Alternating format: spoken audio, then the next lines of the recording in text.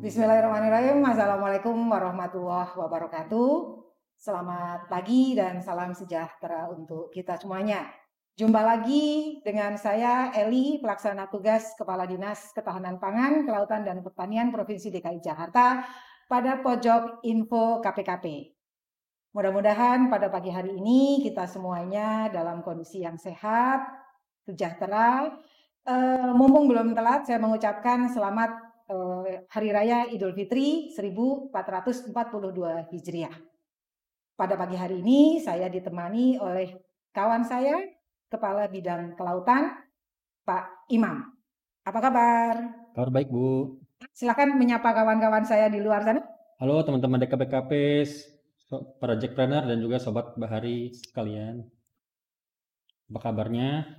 Saya juga sama-sama mengucapkan minal aidin wal faizin, mohon maaf dan lahir batin. Iya, setelah sebulan kita berpuasa ya Pak Imam ya, mudah-mudahan pandemi pada masa sekarang ini kita bisa menyikapi dengan bijaksana. Seperti itu ya. Betul, Bu. Jadi kawan-kawan, pada pagi hari ini tema kita adalah tentang kelautan. Bagaimana kita ketahui Pemprov DKI Jakarta posisinya adalah ada di Teluk Utara Jakarta. Benar begitu nggak Pak Imam? Betul. Ceritakan sedikit dong Pak Imam posisi DKI Jakarta dengan teluknya, dengan lautnya, seperti itu. Baik, Bu. Jadi dari sisi geografis kita mengetahui bahwa ada Laut Cina Selatan dan juga Laut Jawa. Cina Selatan dan Laut Jawa. Di sisi utara dari DKI Jakarta itu sendiri. Dan kita juga dibatasi oleh beberapa provinsi, ada Provinsi Lampung, Provinsi Banten, dan Provinsi Jawa Barat. Seperti itu, Bu. Kalau luasannya, luasan itu garis pantai gitu maksudnya atau luasan perairannya dulu. Luasan perairannya itu ada 606.972 hektar. Itu 11 kali dari luasan daratan kita, Bu. Oke. Jadi dengan potensi yang seperti itu ya, berarti sumber daya alam kita sebenarnya DKI Jakarta itu biasa ya? Luar biasa, Bu, untuk lautannya. Namun kalau menurut pendapat kami saat ini memang belum kita optimalkan pemanfaatannya, jadi sekarang kita coba upayakan. Oh, kalau yang saat sekarang ini sudah kita upayakan ya, Pemprov DKI Jakarta melalui Dinas KPKP, lebih khususnya lagi melalui bidang kelautan, apa Mas yang sudah dilakukan? Sekarang yang lebih banyak kita lakukan adalah terkait pengelolaan ya, Bu. Pengelolaannya melalui sekarang sedang disusun rencana zonasi dari wilayah pesisir dan pulau kecil, walaupun saat ini karena ada Undang-Undang 11 tahun 2012. Oh, yang kita sebut sebagai ini kawan-kawan semuanya ya, Undang-Undang Cipta Kerja, kemudian dikaitkan dengan RZBP 3K itu yang tadi disebutkan ya. Iya. Oke, gimana? Dan sekarang sedang diintegrasikan dengan rencana tata ruang wilayah RT/RW-nya, ya, sehingga tidak ada tumpang tindih dalam pemanfaatan di perairan seperti itu, Bu, sehingga masyarakat bisa memanfaatkan lautan untuk pengembangan ekonomi, juga untuk kita juga selain pengembangan ekonomi kita harus melindunginya juga, Bu, seperti itu. Melindungi, kalau yang kita sebut adalah konservasi seperti itu. Bu. Sesungguhnya pasti yang namanya konservasi itu Pak Imam? Konservasi itu adalah upaya untuk melindungi dan juga melestarikan sumber daya pesisir dan laut untuk bisa dimanfaatkan secara berkelanjutan seperti itu, Bu. Sehingga pemanfaatannya tidak hanya dalam suatu masa saja, tapi bisa untuk anak cucu kita ke depannya seperti itu, Bu. Iya. Terus kan tadi dibilangkan ya, apa sih sesungguhnya kalau upaya nyata yang sudah dilakukan untuk melakukan konservasi tersebut? Baik, jadi di DKI Jakarta ini sudah ada 2 bentuk kawasan konservasi perairan. Yaitu yang pertama kawasan konservasi perairan yang dikelola oleh pusat, yaitu atau KLHK, Bu. Di sini ada pusat itu kementerian maksudnya ya. Ada Taman Nasional Kepulauan Seribu, itu luasannya 170.000 hektar. Kemudian juga ada Suaka Marga Satwa Pulau Rambut, luasannya 90 hektar. Kemudian dari Pemprov DKI Jakarta sendiri kita sudah membentuk 6 DPLBM, yaitu daerah perlindungan laut, Bu. Daerah perlindungan laut berbasis masyarakat. Berbasis masyarakat. Iya. Saat sekarang ini ada berapa? Ada 6, Bu. 6. Ada di Pulau Payung, Pulau Pulau Pari, Pulau Tidung, kemudian ada di Gosong Pramuka, Pulau Kelapa, dan Pulau Harapan. Luasan totalnya ada 213 hektar. Dan ini semua dikelola oleh masyarakat. Ini luar biasa sekali. Jadi pemerintah hanya memberikan sumbangsih sedikit saja, tapi masyarakat yang mengelola secara langsung di situ. Dilakukan. Kan tadi menarik ya, jadi tidak hanya Pemprov, kita melibatkan masyarakat itu sendiri untuk melakukan konservasi. Apa yang dilakukan? Upaya nyata mereka apa sih dengan DPLBM tadi itu? Eee, apa yang mereka lakukan adalah mereka, ikut sebenarnya pemerintah memberikan bantuan seperti transportasi karang seperti itu, kemudian mereka akan mengawasinya, Bu, seperti itu.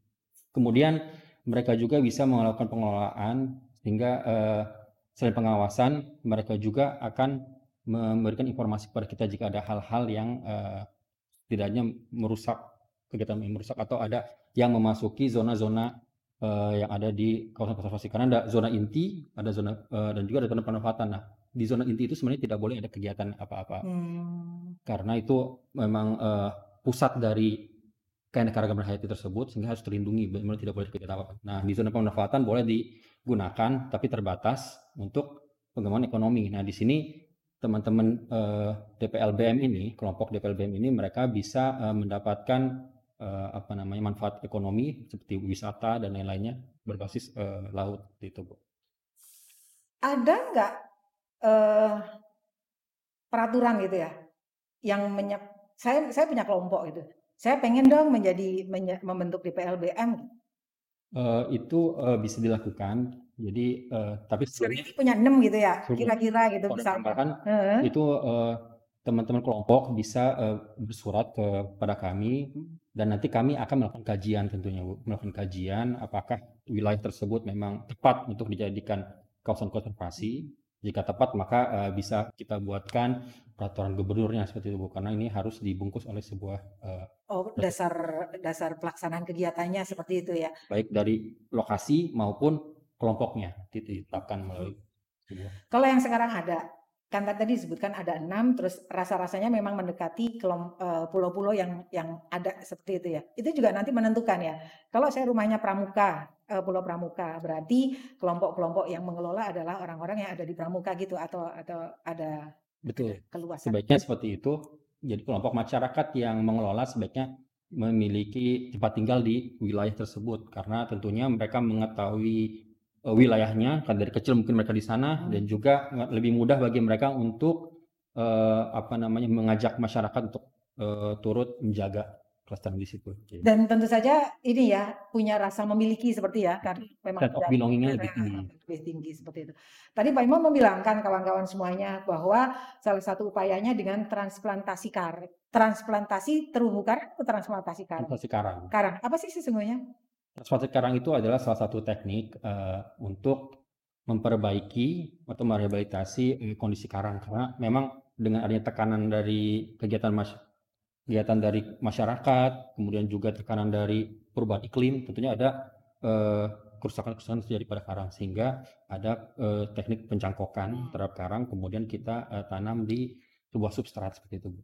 Jadi sampai saat ini Pemprov DKI sudah, melakukan transplantasi karang dari tahun 2002 sampai tahun 2020 ini sudah 41,7 hektar, Bu. Jadi sudah banyak kita lakukan Oh, alhamdulillah. pembibitan karang Ya. ini.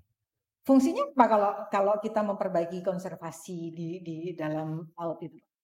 Dengan kita memperbaiki, lokasi tersebut, maka ikan-ikan itu, Bu, karena itu merupakan wilayah ikan-ikan bermain, Hmm. memijah, dan juga untuk, apa namanya, eee, berkembang biak seperti itu, Bu. Sehingga jika nelayan ingin mengambil ikan, mereka tidak perlu jauh-jauh ke mana-mana, mereka sudah tahu lokasinya di situ. Dan juga selain itu juga menjadi tempat untuk wisata, Bu. Jadi karena keindahannya dari Hmm. biarkan sudah tumbuh, Hmm. karang-karangnya itu, sangat indah sekali jika, orang mau menyelam scuba diving di daerah. Snorkeling gitu ya untuk para pemula seperti itu ya, indah. Mudah-mudahan ini adalah salah satu upaya ya, salah satu upaya bagaimana kita menjual kekayaan laut kita, tetapi dengan cara yang bertanggung jawab. Tadi kalau Pak Imam katakan adalah, pembangunan-pembangunan yang berkelanjutan, Betul. seperti itu kan. Karena kita tahu, konon katanya bahwa tumbuhnya karang itu dalam 1 senti butuh waktu 1 tahun, seperti itu, benar? Benar nggak Pak Imam Begitu, itu? Benar? waktunya, cukup sangat panjang Mhm. sehingga, bisa tahunan, Mhm. sehingga kenapa kita berusaha semaksimal mungkin agar, pada saat kita menyelam atau pada saat kita menangkap ikan itu tidak menggunakan, alat-alat yang merusak seperti potasium atau bom, Mhm. atau pada saat kita menyelam kita tidak menginjak atau memegang karang tersebut sehingga tidak mudah rusak. Karena walaupun kita bisa melakukan transportasi karang, tapi waktunya sangat panjang.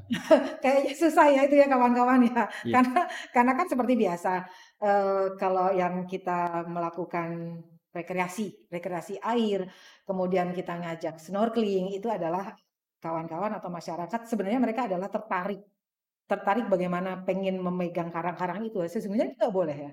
sebaiknya jangan, iya Bu. Karena Sebaiknya gampang jangan. patah. Patah. Terus bagaimana pengawasan pengawasan yang tidak kita lakukan untuk Eh, hal tersebut? Saat ini ada pelatihan-pelatihan kita lakukan kepada para diver tersebut dan mereka biasanya ada ininya Bu, ada kayak semacam surat surat izinnya Bu, Oh, surat izin untuk sertifikatnya. sertifikatnya atau surat izin untuk menyelamnya Mhm. dan itu ada level-levelnya. Nah, di situ dikasih pendidikannya juga Bu pada saat menyelam itu seperti apa saja yang boleh dan tidak boleh. Dan juga biasanya untuk menyelam itu harus ada satu itunya buddies-nya Bu atau teman. Tidak boleh sendiri. Karena selain untuk keamanan juga seperti itu untuk menyampaikan kepada para wisatawan tersebut hal-hal yang boleh dan tidak boleh dilakukan. Itu untuk rekreasinya. Bagaimana tentang, alur lautnya, kapal-kapal yang lalu lalang? Atau tadi Pak Imam sebutkan ada beberapa yang ternyata masih menggunakan menangkap ikan dengan hal-hal yang tidak dibolehkan seperti itu. Itu ada pengawasannya nggak dari kita? Dari Ada Bu, Pemprov? jadi kami sebenarnya bekerja sama juga dengan Sudin KPKP Kepulauan Seribu dan juga dengan eh, Kementerian Kelautan dan Perikanan, yaitu di Ditjen PSDKP di pengawasan. Jadi kami melakukan pengawasan secara berkala dan juga kami membentuk Pokmaswas Bu, kelompok masyarakat pengawas. Kok Mas Pokmaswas. Mas Nah, mereka juga bisa menginformasikan kepada kita, mereka bisa memfoto dan juga memberikan titik di mana lokasi tersebut sehingga nanti bisa kita tindak lanjuti. Kita ke oh, lokasi, kita cek apakah benar ada kejadian atau tidak, seperti itu dan nanti bisa kita segera lakukan langkah-langkah yang harus kita lakukan, kita tindak lanjutnya seperti apa. mhm. Ya. Itu merupakan program tahunan jadinya pengawasan itu? Betul Bu, program tahunan dan kita targetkan setiap tahun tuh ada 12 kali lah kita ada di laut untuk Oh, ikut, turun ke lapangannya. mm, Terus sebulan sekali lah. yang saat ini sudah, pernah ya, yang pernah ditemui gitu Pak Imam, kasus-kasus apa kalau pada saat kita pengawasan? Yang pernah kejadian adalah seperti menangkap dengan menggunakan cantrang, Nah, pernah kita temui dan segera kita ambil cantrang itu dan kita tenggelamkan Bu musnahkan. cantrangnya. Nah, Ya karena supaya tidak bisa digunakan kembali oleh mereka dan kan itu dalam sekali mungkin mereka bisa ngambil lagi. Dan juga kita beri pengertian kepada mereka bahwa dengan menggunakan cantrang maka akan ada kerusakan jadi di di dasar dasar lautnya sehingga tentunya nanti sumber daya ikannya bisa berkurang betul, masalah iya. lawan itu. Iya. Jadi mungkin gini Pak Imam ya, kalau secara ringkasnya seperti itu ya, kita sampaikan ke kawan-kawan bahwa bagaimanapun juga kita harus tetap memberikan komunikasi, informasi, edukasi kepada masyarakat kita, seperti itu ya, bahwa Betul. bagaimana kita menjaga lingkungan kita bersama-sama, seperti itu.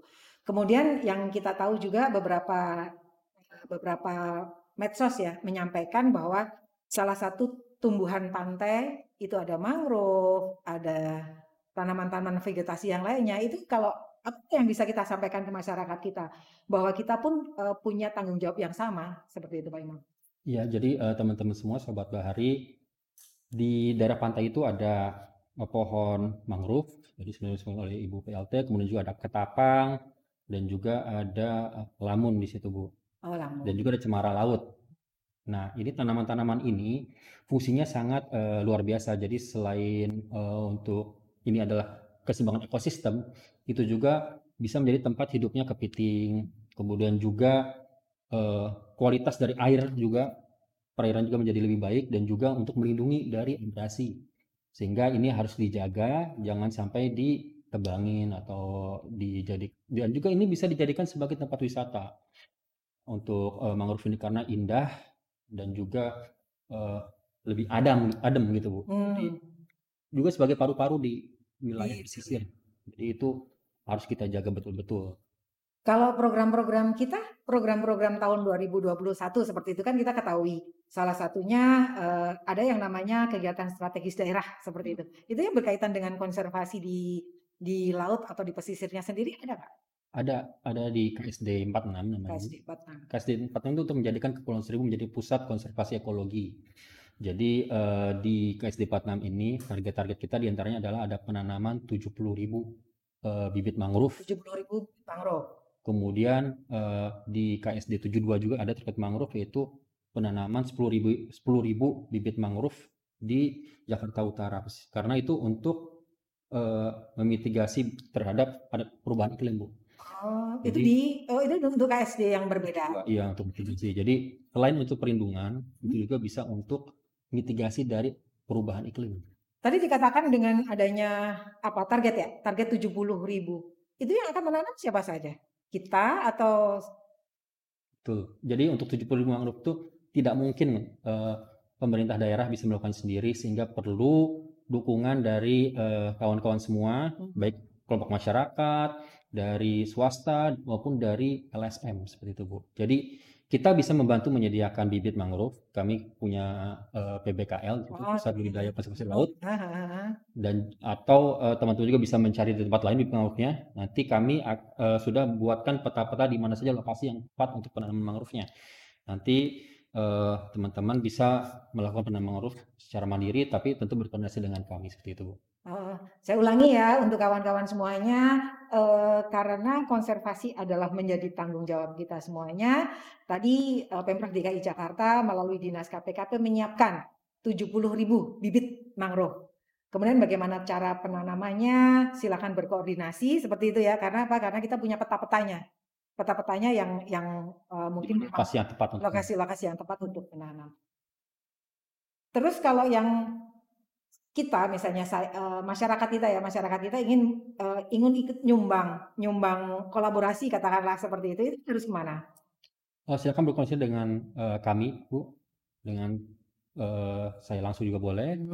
Nanti kontaknya bisa saya sampaikan. Share ya, disampaikan ya. Di chat box di bawah ini. Jadi menarik sekali bagi saya pada pagi hari ini tentang Pulau Seribu. Tadi saya janjikan bahwa DKI Jakarta pun ada yang namanya Teluk Utara Jakarta. Pak Imam, bagaimana kondisi Teluk Utara Jakarta kita saat sekarang? Kondisi Teluk Jakarta kita pada saat ini sudah cukup baik, Bu, karena sudah banyak pengelolaan yang sudah kita lakukan, dan kita juga bekerja sama dengan berbagai kementerian. Salah satunya untuk terkait dengan ROP yang dulu sering terjadi, kita saat ini sudah banjir laut. Kita sudah bekerja sama dengan Dinas SDA, Sumber Daya Air, dan juga PUPR untuk pembangunan Giant Seawall. Ini program pusat juga, tapi juga ada juga yang dilakukan oleh Pemprov DKI. Jadi pembangunan tembok raksasa sehingga laut tidak langsung kena ke pesisir, gitu ya, tapi dijaga, ditahan oleh sebuah tembok raksasa seperti itu, Bu. Kalau kan kita pembangunan. Di dalam pembangunan pasti kita butuh partisipasi masyarakat. Namanya partisipasi, namanya pembangunan, namanya masyarakat, ada pro dan kontra pasti seperti itu. Bagaimana caranya kita menyampaikan ke masyarakat, ke nelayan kita bahwa pembangunan sesungguhnya itu pasti akan membawa dampak yang baik. Jadi sebelum melakukan sebuah pembangunan, biasanya kita harus melakukan sebuah konsultasi publik, Bu.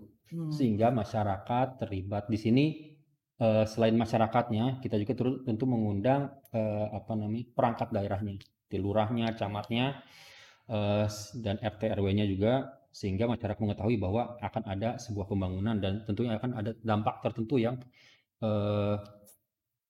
menimpa mereka. Tapi kami sampaikan bahwa ada hal-hal positif yang dapat mereka manfaatkan dengan adanya pembangunan-pembangunan tersebut. Itu yang harus kita sampaikan. Sisi positifnya apa saja, walaupun ada negatifnya, tapi tidak berbanding, hanya sedikit saja dibandingkan dengan manfaat yang akan didapatkan. Seperti tidak akan terjadi banjir lagi di lokasi mereka, seperti itu. Dan juga tentunya kita akan mendapatkan feedback dari mereka, Bu, apa saja sih yang mereka inginkan ada jika ada pembangunan ini, sehingga nanti kita akan upayakan untuk bisa mengakomodir keinginan mereka seperti itu, Bu. Kalau saat sekarang ini potensi yang ada di Jakarta Utara, terutama yang Teluk, itu apa saja? Nelayannya, kemudian fasilitas-fasilitas yang sudah ada itu apa? Di Jakarta Utara ini kami memiliki ada pelabuhan perikanan Muara Angke, kemudian juga ada TPI-TPI, Hmm, itu tempat pendaratan ikan, hmm. dan eh, juga ada pelabuhan perikanan nasional juga, yaitu Nizam Zahman. Jadi eh, selain pelabuhan perikanan ada juga pelabuhan umum. Jadi luar biasa sekali padatnya Bu di Jakarta Utara ini, fasilitas-fasilitasnya jadi sudah sangat lengkap dan juga walaupun padat tapi sudah kita buat sebuah pengelolaannya Bu sehingga kita bisa mengakomodir semua masyarakat. Jadi misalkan nelayan mau mendarat atau apa, kita sudah buatkan mekanisme agar mereka bisa semuanya mendarat dengan eh, apa namanya teratur Betul. dan juga eh, mereka tidak secara keamanan juga Bu, mereka Hmm. aman, tidak ada menabrak eh, kapal Iya gitu. betul, karena kan parkir kapal beda ya dengan parkir mobil tentu saja. Ini kalau menurut saya adalah bagaimana Betawi, bagaimana Jakarta, bagaimana Indonesia itu memang tidak bisa terlepas dari aktivitas nelayan seperti itu ya, karena mereka adalah penduduk penduduk yang memang sejak awal dia melakukan aktivitas nelayan atau budidaya perikanan seperti itu ya Iya, di Teluk Utara. Kalau sebagian besar mereka itu melakukan penangkapannya di mana, Pak? mereka kebanyakan di Laut Jawa Bu kalau kamu Mhm. melihat melakukan penangkapannya karena memang sumber daya ikannya sangat banyak di sana. Dan juga sebenarnya selain masyarakat kita sendiri juga ada nelayan-nelayan andon dari wilayah lain juga. Nah ini kita lakukan kerjasama juga sehingga terdata semuanya secara lengkap baik dari nelayan kaki yang ada berKTP DKI maupun nelayan yang berKTP di luar DKI. Oh, ya ini. Dan nelayan di DKI pun bisa melakukan penangkapan menjadi andon gitu di lokasi-lokasi. Istilahnya adalah nelayan andon. Itu ada kerjasamanya ya Ya, tentu kita saja ya. melakukan sebuah Kerjasama Pemprov DKI Jakarta dengan daerah berbatas ya. ya, yang daerah yang Berbatasan. berbatasan seperti ya dengan sekitarnya. Fungsinya adalah untuk memberikan perlindungan kepada nelayan itu sendiri seperti itu kan. Terus saya pernah dengar Pak Imam ada program yang namanya asuransi nelayan ya. Itu apa itu? Program asuransi nelayan itu untuk memproteksi nelayan jika saat mereka ada paceklik Hmm, atau ada kejadian. Karena memang kalau kita ketahui bersama bahwa di perairan itu resikonya sangat tinggi hmm. karena ombak yang cukup besar dan juga memang wilayah laut itu eh, tidak bisa diprediksi. Prediksinya bisa diprediksi, namun tidak mudah lah kita prediksinya sehingga sering terjadi kecelakaan dan ini kenapa kita harus menjaga memproteksi nelayan kita Salah satunya dengan itu. karena risikonya sangat tinggi di perairan tersebut. Iya. Masih tentang Teluk Utara Jakarta, kawan-kawan semuanya. Kita tahu bahwa yang Kali Adem, Muara Angke seperti itu konon katanya kan akan kita bangun kerjasama Pemprov DKI Jakarta dengan Kementerian KP untuk membangun pantai publik seperti itu. Itu nanti konsepnya seperti apa? Ya, di Kamal Muara kita memang akan melakukan kerjasama dengan KKP yaitu eh, untuk mereka KKP akan membangun sebuah sekolah tinggi perikanan di sana, Sekolah tinggi tapi kita sebut sebagai Politeknik Ahli Usaha Perikanan itu yang apa namanya, salah satu bentuk dari sekolah yang ada di KKP. Hmm. Kemudian jadi di situ ada labnya, lab alam bentuknya, dan kita dari DKI diperbolehkan untuk memanfaatkan sebagian wilayah tersebut untuk menjadi sebuah daerah bagi masyarakat untuk berekreasi. Jadi kita sebut sebagai apa namanya ruang publik tersebut dan juga selain ruang publik itu juga menjadi sebagai pelindung alami karena nantinya dengan penanaman mangrove akan ada mengurangi apa namanya tekanan dari arus gelombang laut yang Oh, ada jadi yang tadi Pak Imam sebutkan tadi ya bahwa ada juga bisa. penahan-penahannya sampai terakhir adalah yang paling dekat dengan daratan kita itu mangrove atau tanaman-tanaman vegetasi pantai yang lainnya. Betul. Seperti Jadi itu. masyarakat punya alternatif untuk wisata Bu di situ Hmm, karena nanti itu ruang terbuka hmm. jadi free tentunya Oh, untuk masyarakat. mudah-mudahan dilengkapi juga dengan ini ya jalur transportasi yang nyaman ya. Iya, Jadi biar kawan-kawan masyarakat kita semuanya bisa gampang untuk mengaksesnya mencapai betul. aksesnya biar biar mudah. Terakhir Pak Imam, Kalau kita tahu kan bahwa ada yang namanya Hari Tani, ada yang namanya Hari Lingkungan Hidup. Ada nggak hari-hari besar untuk kelautan? Ada Bu, untuk hari terumbu karang, terumbu karang nasional itu sudah terjadi bulan Mei yang kemarin. Oke. Dan kami juga melakukan kegiatan terkait hal tersebut. Kemudian juga ada Hari Kelautan Dunia, itu Hari Kelautan Dunia. tanggal 8 Juni Oh, bulan depan dong ya? bulan depan. Kemudian ada Hari Segitiga Karang. Segitiga Karang. Ini Segitiga Karang. Segitiga Karang karena Indonesia ada di dalam pusat biodiversitas karang dunia Oh, yang berbentuk segitiga, Bu. segitiga. Dengan beberapa negara, ada 6 negara. Nah, itu tanggal 9 Juni. 9 Juni. Oh, jadi iring-iringan ya, 8 Juni, 9 Juni. Nanti kita akan melakukan kegiatan-kegiatan, nanti teman-teman juga bisa ikut berpartisipasi di kegiatan tersebut. Berarti pantengin terus ya medsos kita gitu ya. Betul, Bu. Kira-kira apa aja itu kegiatan-kegiatan menarik yang bisa kita sampaikan ke kawan-kawan semua? Kegiatan yang menarik diantaranya nanti tentu ada webinar-webinar, talk show, dan juga ada kegiatan penanaman mangrove, pelepas liaran biota-biota yang dilindungi. Ya. Tapi tentunya itu harus ada khusus ya, jadi Iya. tidak bisa dilakukan secara massal, tapi harus dijaga juga oleh teman-teman dari BKSD atau ahlinya lah. Gitu. Kemudian juga ada kegiatan Kalau dulu tuh suka ada istilahnya bersih laut, Pak Imam. bersih pantai dan bersih laut. Bersih pantai ya. Itu ada lagi nggak? Kami upayakan ada, Bu. Nanti kami juga akan berkoordinasi dengan teman-teman penjelajah lingkungan. Ya. Banyak di DKI ini. Ya. Nanti kami nanti ayo kita bahas bareng-bareng konsep-konsepnya bagaimana seperti itu ya. Tentu saja karena sekarang masih masa pandemi gitu ya. Kita tetap melakukan aktivitas, tetapi jangan lupa protokol kesehatan seperti itu kan. Betul. Tetap memakai masker, menjaga jarak, dan sesering mungkin nanti kita menjaga kesehatan diri kita sendiri. Itu ya mungkin ya. Yeah. Pak Imam, terakhir yang kedua. Pak Imam sampaikan ke kawan-kawan semuanya, partisipasi apa yang diharapkan oleh masyarakat kita untuk menjaga konservasi lingkungan kita? Terima kasih, Bu. Jadi untuk teman-teman semua, teman-teman DKPKP, Sobat Bahari, kalian mari kita sama-sama menjaga lautan kita. Lautan kita, apalagi di DKI ini, sangat luas. Kita harus jaga baik-baik dan juga silakan manfaatkan, tapi ingat, selalu jaga kelestariannya. Ini sesungguhnya apa sih belakang-belakang ini? Ini adalah maket contoh dari fish shelter, Bu. Fish shelter dan terumbu karang. Jadi bisa lihat di sini ada bentuk-bentuk yang kubus seperti ini dan juga bentuk yang kotak seperti ini, Bu. Lucu-lucu ya. Itu kalau yang kita tahu istilahnya adalah rumahnya nanti ikan-ikan gitu ya di laut ya. Oke, terima kasih Pak Imam. Ilmunya sangat berharga sekali. Saya sampaikan ke kawan-kawan semuanya. Kalau tidak kita yang mencintai lingkungan kita, siapa lagi seperti itu ya. Baik, Pak Imam dan kawan-kawan semuanya, saya ucapkan selamat beraktivitas pada pagi hari ini. Mudah-mudahan menjadi ilmu yang bermanfaat untuk kita semuanya. Dan selalu saya sampaikan, tunggu kami di info-info menarik lainnya. Demikian, wassalamualaikum warahmatullahi wabarakatuh. Waalaikumsalam warahmatullahi wabarakatuh.